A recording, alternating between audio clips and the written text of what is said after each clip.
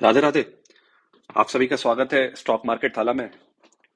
तो आज हम कल के मार्केट के लिए एनालिसिस करेंगे फॉर मंडे कि कल कैसा मार्केट रह सकता है।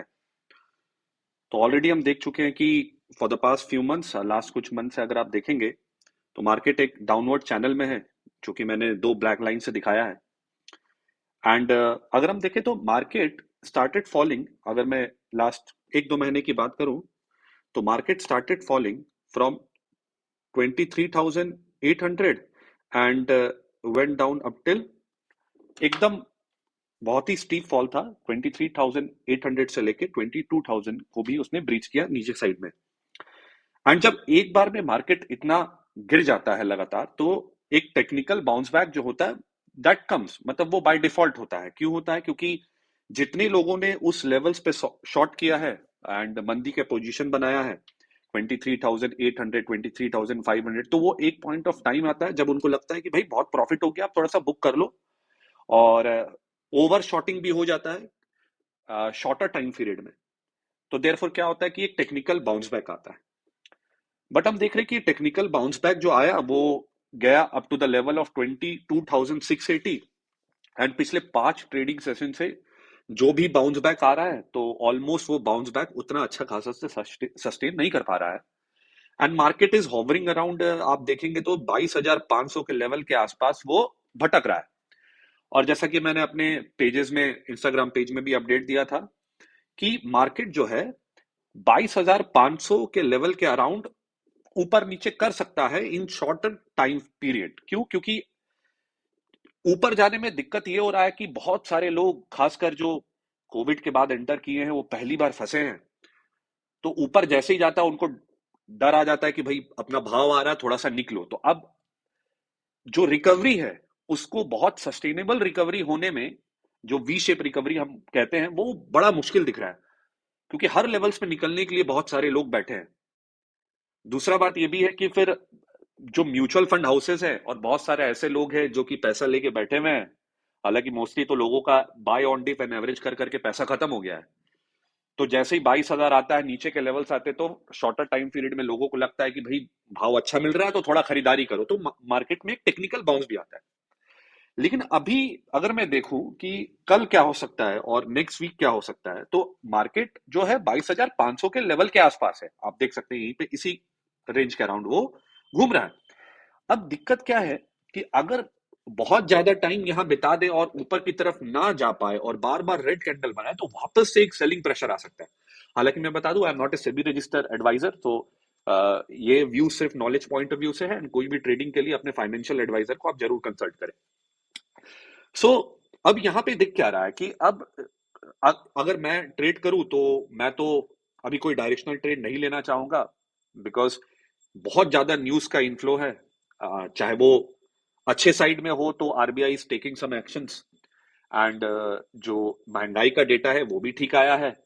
लेकिन on the other side demand में जो पिकअप है वो हो नहीं रहा है। एंड टैरिफ का फेयर भी है। मार्केट ओवर वैल्यूड था।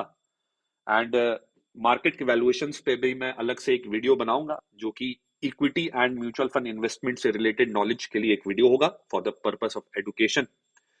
तो मेरे को लग रहा है कि यहां से अभी market is very indecisive.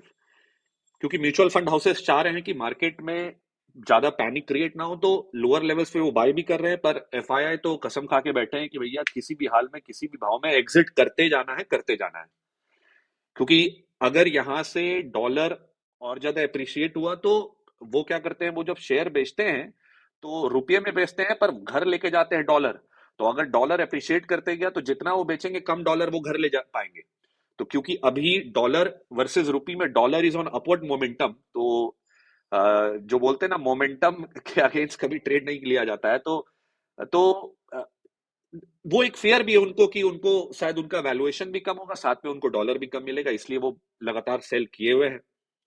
And एक चीज और इंपॉर्टेंट मैं बताऊंगा अभी यहाँ पे, जो बैंक निफ्टी में भी। लेकिन यहाँ पे एक लेवल बता दूं कि अगर कल मार्केट, जो कि गिफ्ट निफ्टी है, वो बता रहा है कि 150 पॉइंट ऊपर खिलेगा, पर मेरे को लगता है शायद 100 पॉइंट के आसपास या 70-80 पॉइंट के आसपास ही ऊपर खुलना चाहिए कल। एंड अगर सस्टेन नहीं कर पाया तो फिर मार्केट में पैनिक आ सकता है, थोड़ा पैनिक आ सकता है। एंड मार्केट 22,200 50 के लेवल तक जा सकता है, जहां पे पिछले वीक का जो एक्सपायरी, जो पिछले थर्सडे का जो स्विंग लो था, थर्सडे एक्सपायरी जो था, लास्ट निफ्टी वाला एक्सपायरी, वीकली एक्सपायरी, वहां तक एक बार मार्केट जा सकता है। अब मैं बैंक निफ्टी की बात करूंगा, तो बैंक निफ्टी में अगर देखें, तो बैंक निफ्टी में अगर आप देखें, तो अभी आप इंडसइंड बैंक का न्यूज सुने होंगे कि 2000 करोड़ का एक लॉस था, ट्रेडिंग लॉस उनका, जो कि उन्होंने डिस्क्लोज नहीं किया था, जिसको अब जाके डिस्क्लोज किया। वो सालों पहले का लॉस है, 2-3 साल या शायद 4 साल पहले का लॉस है, जो कि उन्होंने डिस्क्लोज नहीं किया था, जिसके कारण इंडसइंड बैंक 30% गिरा। और आप समझिए, इंडसइंड बैंक जैसा बैंक अगर 30% गिर जाए, जो कि इतना बड़ा बैंक है, तो भाई कंटेंजियन इफेक्ट होता है, जिसके कारण बाकी बैंक्स में भी प्रेशर बनता है। लेकिन आप देखिए, लास्ट 2 सेशन से बैंक निफ्टी को बहुत ज्यादा गिरने नहीं दिया गया, मैं बोलूंगा नहीं दिया गया। क्यों? क्योंकि अगर बैंक निफ्टी लास्ट 2-3 दिन में ज्यादा फॉल कर जाता अगर, तो भाई इसका जो इफेक्ट होता, उससे ये मैसेज जाता इंडिया में और विदेशों में कि भाई there is some certain issues, कोई बहुत इश्यूज है इंडियन बैंकिंग सिस्टम में, जो कि पूरे अर्थव्यवस्था के लिए ठीक नहीं होता है। तो बैंक निफ्टी को बचाने के लिए मैं कहूंगा कि डीआईआई, जो म्यूचुअल फंड हाउसेज है, पूरा जान लगा दिया। लास्ट 2-3 सेशन में आप देखेंगे कि भाई 30% गिरता है इंडसइंड बैंक, और बैंक निफ्टी हार्डली 1% गिरता। तो आप समझ सकते हैं कि बाकी बैंकिंग स्टॉक्स को खरीद के किस तरह बचाने का कोशिश किया गया बैंक निफ्टी को, ताकि एक खराब इंप्रेशन ना पड़े बैंक निफ्टी के ऊपर। और आप देख सकते हैं कि बैंक निफ्टी जो है एक बहुत इंपॉर्टेंट लेवल्स के अराउंड ट्रेड कर रहा है, एंड अगर इस लेवल से नीचे गया, तो फिर जो अगला लेवल आता है, it can test 47,000, and then फिर जो इलेक्शन रिजल्ट वाला स्विंग लो था, वहां तक ये जा सकता है, जो कि आप यहाँ पे देख सकते हैं। मैं मार्क करके आपको दिखाता हूं कि ये वाला जो आप लेवल देख रहे हैं, ये इलेक्शन डे वाला लेवल है, जहां पे मार्केट जा सकता है अगर वो 47,000 भी तोड़ दे। सो आप देखते हैं यहाँ पे डायरेक्शनल ट्रेड लेना तो बहुत ही खतरा है अभी, क्योंकि एफआईआईस बेचेंगे, रिटेलर्स में डर है वो बेचेंगे, डीआईआईस के ऊपर जिम्मेदारी है कि वो खराब सेंटिमेंट ना बनने दिया जाए मार्केट में, जिससे फिर एक शक पैदा होगा इंडियन बैंकिंग सिस्टम में। So I think next week also there will be tug of war होगा डीआईआईस एंड एफआईआईस के बीच में, जहां पे रिटेलर्स तो बहुत ही कंफ्यूज रहने वाले हैं कि क्या करें नहीं करें, समझ में आएगा नहीं। तो मैं पर्सनली बोलूं तो मैंने तो कैलेंडर स्प्रेड बनाया है, पुट एंड कॉल शॉर्ट किया है मार्च के एंड वीक एंड 20th के एक्सपायरी का, जून का, अप्रैल का, बिकॉज क्योंकि मार्केट 5 महीना से गिर चुका है, तो एक टेक्निकल बाउंस बैक भी चाहता है, ओवर सोल्ड है short term, short time frame में, एंड लेकिन फियर भी बैठा हुआ है। तो मार्केट को क्या हो गया कि बहुत इनडिसाइसिव हो गया। तो आप देखेंगे कि नीचे भी जाएगा तो तेजी से जाएगा, और जब बाउंस बैक भी लेगा तो तेजी से लेगा।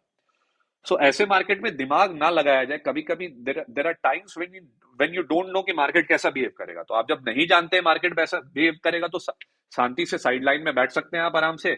और अगर आपको ट्रेड लेना भी है, तो मैं अगर आपके जगह हो तो मैं तो ऐसा ट्रेड लूंगा जहां पे मैं डायरेक्शनल व्यू ना लेना चाहूंगा, क्योंकि अभी मार्केट में काफी सारे न्यूज है, और पता कर पाना कि किस डायरेक्शन अभी मार्केट जाएगा बहुत डिफिकल्ट है। लेकिन हाँ, अगर मार्केट इन लेवल्स को तोड़ता है, तो इसमें कोई डाउट नहीं कि एक पैनिक बनेगा।